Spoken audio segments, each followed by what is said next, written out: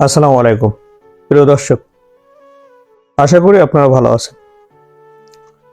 নবম pay scale এবং যৌক্তিক দাবি বা ন্যায্য অধিকার এটা খুবই খুবই সঙ্গতিপূর্ণ, একে অপরের সাথে অনেকটা পরিপূরক। আজকে কর্মচারীরা কেন রাস্তায়, কর্মচারীরা কেন আন্দোলন সংগ্রাম, স্মারকলিপি, প্রেস ক্লাবের সামনে দাঁড়িয়ে? সরকারি কর্মচারী হয়ে এগুলো তো আসলে দরকার ছিল না। এগুলো তখনই দরকার হয়েছে বা তখনই এটা হওয়া শুরু করেছে যখন একটা অষ্টম পে স্কেলকে একটা বিতর্কিত করা হয় বা অষ্টম পে স্কেলে যে বৈষম্যটা রাখা হয়, অর্থাৎ 11তম থেকে 20তম গ্রেডে যে সকল কর্মচারীরা কর্মরত আছেন তাদের চাকরিতে, তারা কিন্তু বৈষম্যের শিকার, বেতন বৈষম্যের শিকার, তারা ভাতা বৈষম্যের শিকার। সরকারের বিভিন্ন ভাতা মানে মূল বেতনের সাথে বিভিন্ন ভাতা যুক্ত হয়ে কিন্তু বেতনটা আসে বা স্যালারিটা আসে। এই বেতন এবং ভাতা বৈষম্যের শিকার এই কর্মচারীরা। আজকে দেখেন, অনেকে আফসোস নিয়ে বিদায় হবে, মানে অনেক কর্মচারী প্রতিদিন তো অনেক কর্মচারী অবসরে যায়।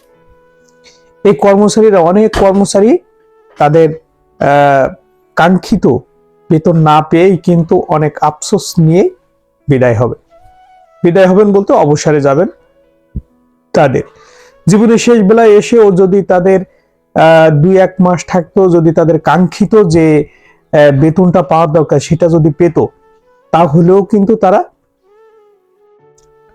অন্তত তাদের আর আফসোস থাকতো না, না আমরা বৈষম্যহীন বাংলাদেশে একটা বৈষম্যহীন স্যালারি আমরা জীবনের শেষ সময় এসেও হলো পেয়েছি। এটা কিন্তু একটা মানুষের বেসিক বা একটা মানুষের যে চাহিদা থাকে ন্যূনতম, সেটাই হলো এই। এখন দেখেন, এই কর্মচারীরা প্রতিদিন কেউ না কেউ অবসরে যাচ্ছেন, কিন্তু তাদের ভিতরে একটা আফসোস থাকছে, তারা সারা জীবন চাকরি করছে বৈষম্যের শিকার হয়ে। এটা খুবই খারাপ, এটা ভালো ফলাফল বা ভালো রেজাল্ট দিতে পারে না। তো এই ফলাফল বা এই ভালো রেজাল্ট না হওয়াটা সে কিন্তু তার মৃত্যুর আগ পর্যন্ত বয়ে বেড়াবে। হয়তো হ্যাঁ, দেখেন পেনশনের সময়ও কিন্তু কিছু বিষয়কে অ্যাডজাস্ট করা হয়। পেনশনে যখন পে স্কেল দেওয়া হয় তখন পেনশনের বিষয়টাও বিবেচনায় নেওয়া হয়। ঠিক আছে, পে স্কেলের সাথে পেনশনের বিষয় আছে, কিন্তু তার যখন চাকরিতে কর্মরত এই সময় কর্মরত আছে, এই সময় তো তার কিছু বেসিক চাহিদা থাকে বা তার চাহিদাগুলো তো থাকতেই পারে, যে সে যে চাকরি করে সেই চাকরিতে যেন তার ন্যূনতম একটা সম্মানের জায়গা থাকে বা স্যালারি থাকে, কিন্তু সেটা সে কিন্তু পাচ্ছে না, না পেয়েই কিন্তু সে অবসরে যাচ্ছে।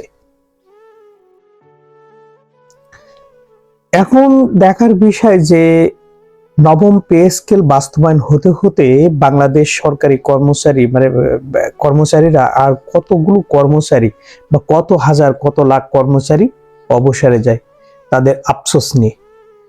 এখন কিন্তু কর্মচারীদের নবম পে স্কেল শুধুমাত্র যে একটা বেতন বৃদ্ধির বিষয়টা কিন্তু সেখানে দাঁড়িয়ে না।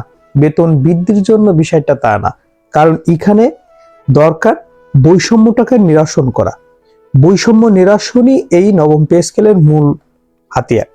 কোনো বৈষম্য থাকবে না একটা গ্রেড থেকে আরেকটা গ্রেডের কর্মচারী কর্মকর্তা, এদের ভিতরে যে বেতন বৈষম্য রাখা হয়েছে বিস্তার আকারে, এটাকে কমিয়ে একটা ব্যালেন্সিং জায়গায় আনা, একটা জবাবদিহিমূলক জায়গায় আনা এবং পার্শ্ববর্তী রাষ্ট্রের সাথে মিল রেখেই, পার্শ্ববর্তী তো অনেক রাষ্ট্র বা বিশ্বের অনেক রাষ্ট্রের সাথে বেতন কাঠামোর সাথে কিন্তু একটা সামঞ্জস্য রেখেই যে তাদের 1তম গ্রেড থেকে 20তম গ্রেডের কিরকম বেতন এরকম কিন্তু রাখা হয়।